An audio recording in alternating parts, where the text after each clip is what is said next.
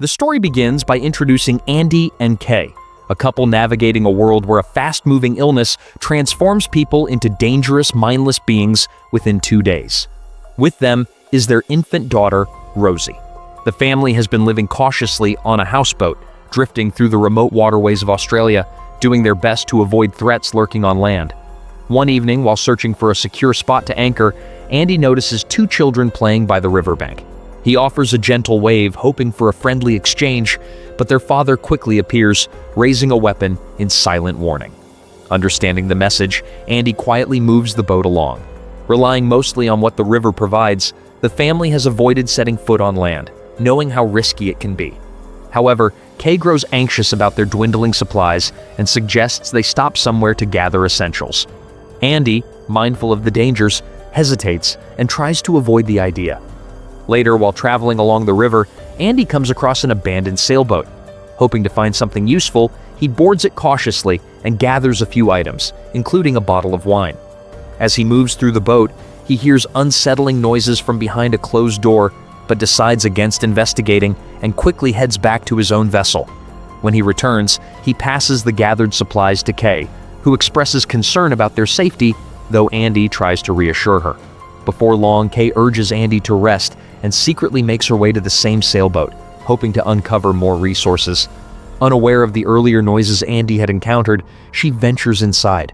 Unfortunately, while exploring the space, she's attacked by something hiding within.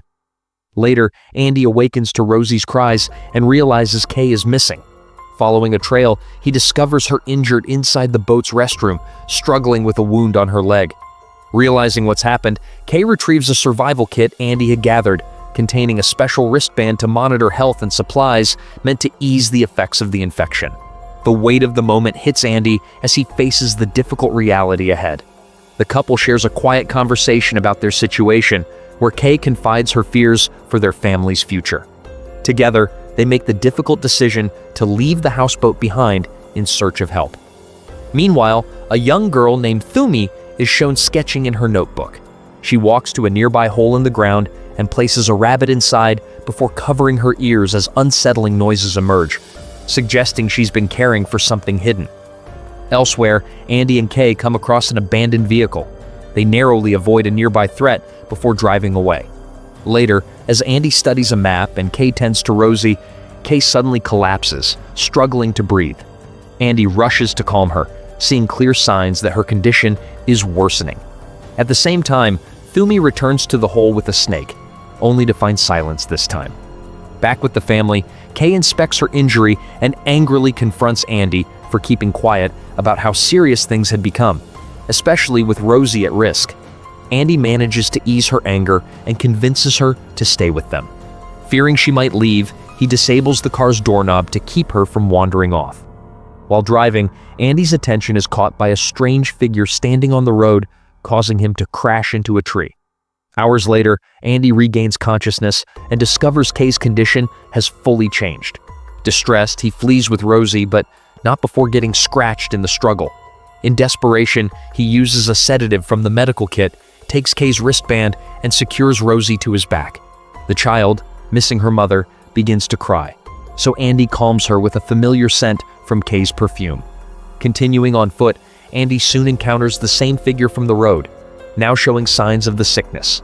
Just then, Thumi arrives and draws the figure's attention, revealed to be her father.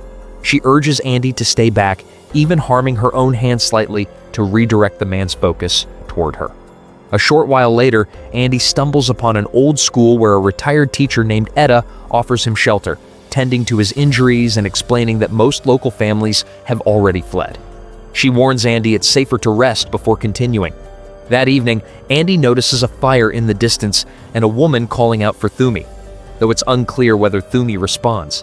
As night falls, Andy suffers his first intense episode from his worsening condition and collapses. By morning, Etta advises him to seek out Thumi's father, believing he might be willing to take Rosie in and keep her safe. She warns Andy to steer clear of nearby camps, as those places have strict rules about people in his state. Andy sets off once again. On the road, he stops briefly to give Rosie some water and passes a group of people, their faces buried in the earth. One of them stirs and comes after him.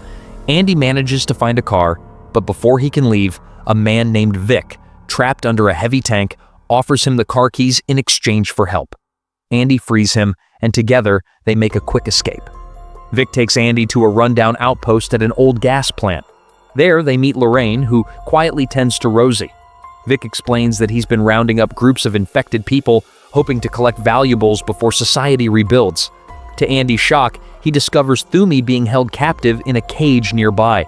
While Lorraine cares for Rosie, she notices a strange mark on the baby's stomach. Out on one of their supply runs, Vic uses bait and sound to lure infected individuals away from the area, a tactic that unsettles Andy. Back at the shelter, Lorraine hints at cleaning up Rosie soon. Later, Andy plays with his daughter but notices his hand trembling, a clear sign of his condition worsening. Feeling that Rosie would be safer without him, Andy leaves quietly, intending to end his own struggle. Lorraine finds him just in time, revealing that she isn't Vic's partner as assumed. She explains how Vic left her husband behind during the early days of the crisis. Before they can leave, Vic returns and knocks Andy unconscious. When Andy wakes, he finds himself locked in the same cage as Thumi. Realizing they need to work together, Andy and Thumi devise a risky plan. They tie raw meat to a rope, using it to lure nearby infected people away from the entrance. As the creatures pull at the bait, the door gives way, allowing Andy and Lorraine to escape. They regroup at the shelter, convincing Lorraine to come with them. But as they prepare to leave, Vic appears and opens fire. Lorraine steps out, trying to stop him, but a stray shot finds her. Devastated, Andy and Thumi flee into the wilderness with Rosie. They reach the empty cage Andy saw earlier, but the man who'd been there is gone. Evading Vic's pursuit, they spend a tense night in a narrow gorge. During the night, Thumi hears unsettling noises and hides with Rosie while Andy's behavior worsens. In the morning, Andy gently tells Thumi that her father may not be the same anymore, which deeply upsets her. She runs off, only to discover the truth for herself. Andy arrives but struggles to comfort her, weighed down by his own declining state. Thumi hears Rosie's cries and chooses to return, ready to help Andy finish what they started. Together, they make their way to an old campground. Inside a deserted RV, Andy finds a lone survivor, the father of the family he'd seen earlier. The man reveals that he's unwell and has made a hard decision regarding his loved ones. Andy pleads with him to find another way, but the man has made up his mind. As Andy leaves, the sound of distant shots echoes, each one hitting Andy harder than the last. He picks up a nearby rifle, hesitating, but then Thumi returns, urging him to help get Rosie to safety. They head toward a distant hill, searching for signs of life. While passing through a dark tunnel, Vic ambushes them. Thumi hides with Rosie in an old truck, while Andy draws Vic's attention. A scuffle follows. Vic corners Thumi, but Andy regains his footing and intervenes. Vic, overcome by grief, finally hands Rosie back. Andy, Thumi, and the baby continue toward the camp. Andy knows he has little time left. He asks Thumi to watch over Rosie. To protect others from himself, Andy secures his wrists and places bait ahead of him, covering his mouth before losing control. Even in this altered state, he carries the two children on his back, instinctively drawn toward the scent ahead. Eventually, they reach the camp. The people there move quickly to restrain Andy. Thumi and Rosie reunite with her mother.